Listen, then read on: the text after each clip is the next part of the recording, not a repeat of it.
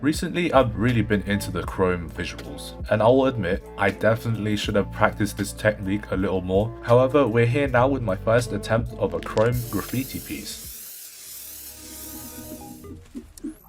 For this guide, it was a little more laid back and a bit chill because of how loose and flowy and free-forming the letters were. I wasn't so worried about hyper-specific letter shapes. Even though your text forms can be very flowy and blobby like this, there obviously still has to be a structure. That's why I still had that really rough grid lines in the back.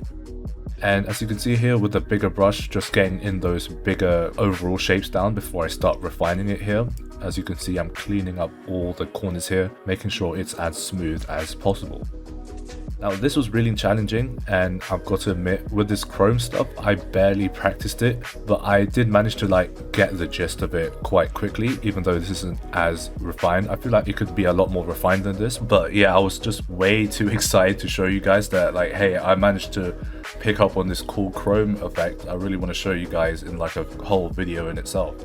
And as you can see with these reflections that I'm about to start with, they were a little random, and I did have to kind of do a lot of back and forth looking at the chrome piece that I'm referencing and back to how my letters were, and kind of just going off how it would make sense in that reflective space.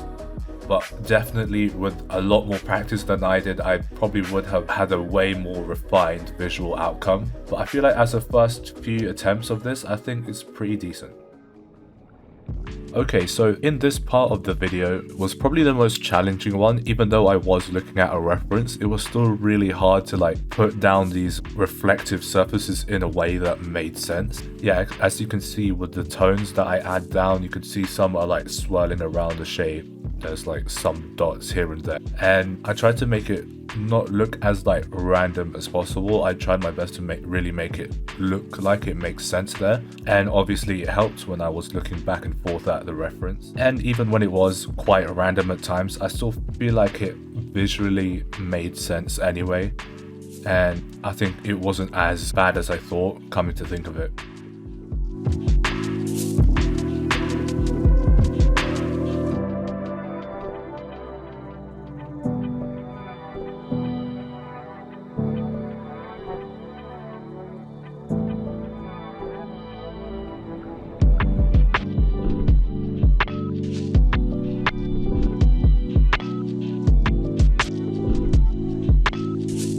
And this is where I add in the shine itself, and again I had to be quite considerate. Even though I barely practiced this, I feel like I kind of got a decent idea of how the reflections kind of work here. So as you can see, I established the light source coming from the top right of the piece, and again just this kind of white shine layer really kind of holds that whole illusion together really.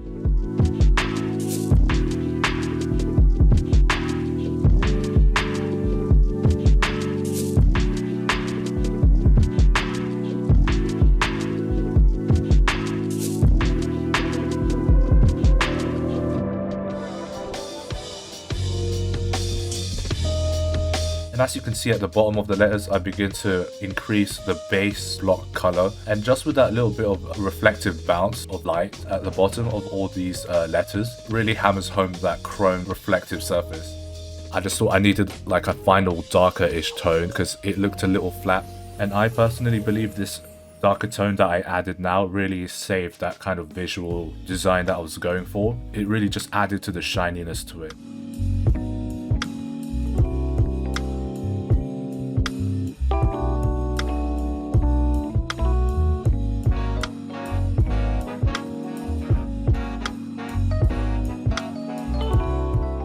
And my favorite part of the process was exaggerating the shines using the opacity tool. I just really love that exaggeration that it gives to the chrome effect. It's just really nice.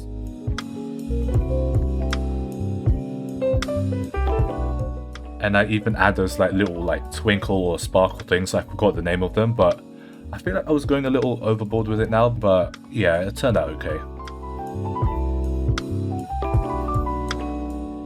And I definitely could have left the piece here, but I wanted something more dynamic to it. So you can see me adding this really cool chrome swoosh going across the piece. I thought it wasn't too intrusive, and it was kind of this last minute idea, but I really liked it.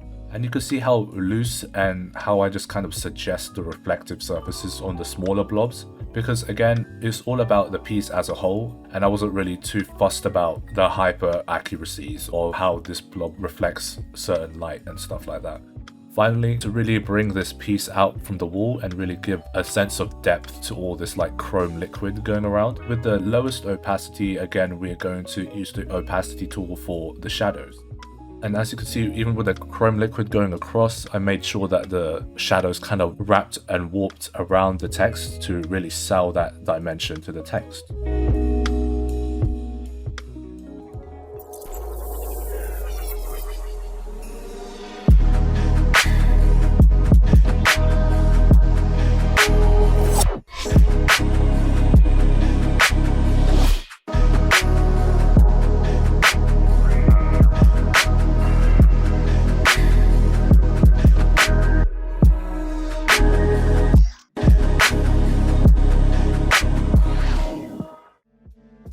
This video was originally going to be very different. On the screen now you can see how ambitious it was going to be. It was going to be this crazy like perspective graffiti piece, as you could see, but with every iteration of the design that I did in my sketchbook, you could see how I was slowly like, yeah, this is way too much. However, this design is not going to be thrown away, it's actually going to be worked on for a new video to come in the future, so stay tuned for that. Remember to like, comment and watch my graffiti journey playlist on the screen now if you want. And I'll see you all next time.